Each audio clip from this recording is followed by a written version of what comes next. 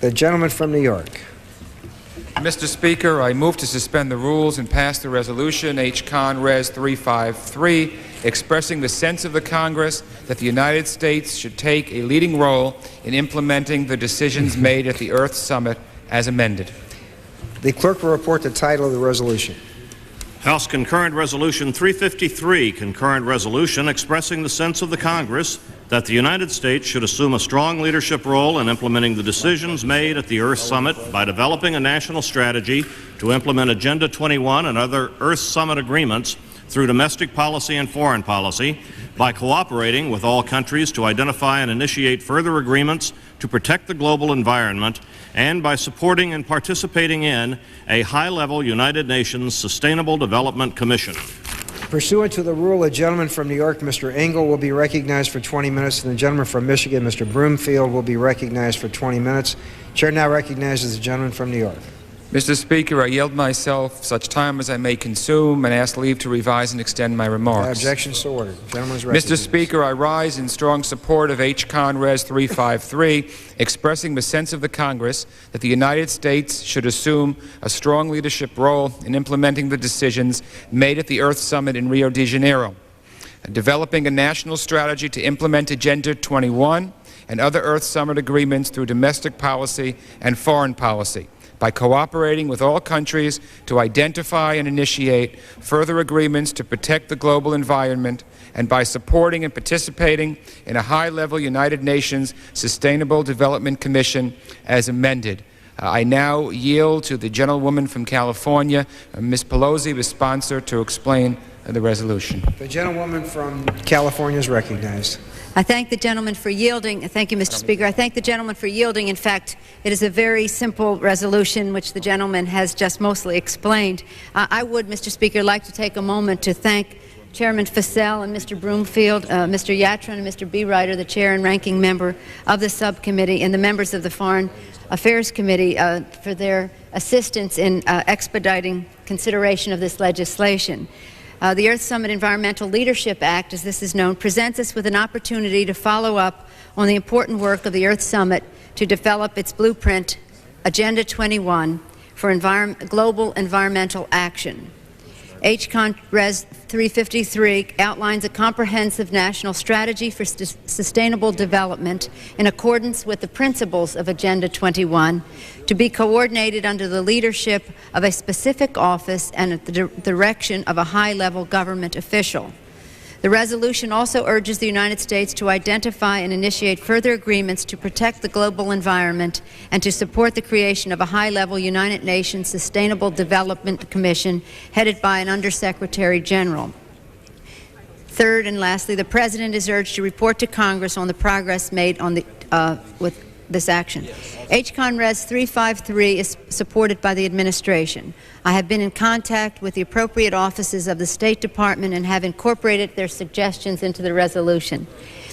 The 71 co-sponsors of this measure include one-half the members of the Foreign Affairs Committee and all of the House delegates to the Earth Summit. It is also supported by the major United States non-governmental organizations concerned with the environmental issues.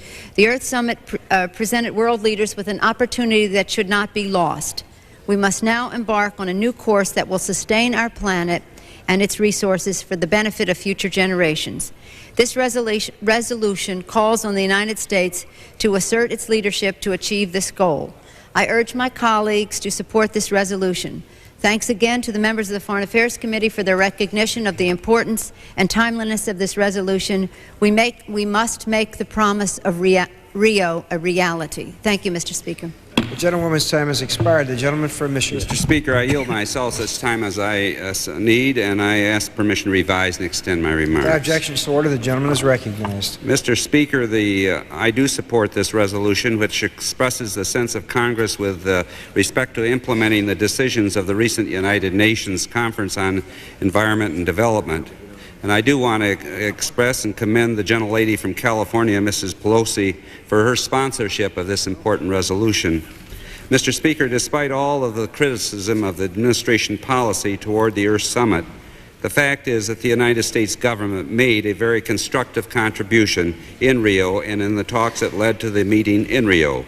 Largely as a result of the conference, they adopted 4 major items: the Rio Declaration on Environment and Development, the lengthy action plan referred to as Agenda 21, the United Nations Framework Convention on Climate Change, and the non-binding but authoritative principles for the management and conservation of forest resources.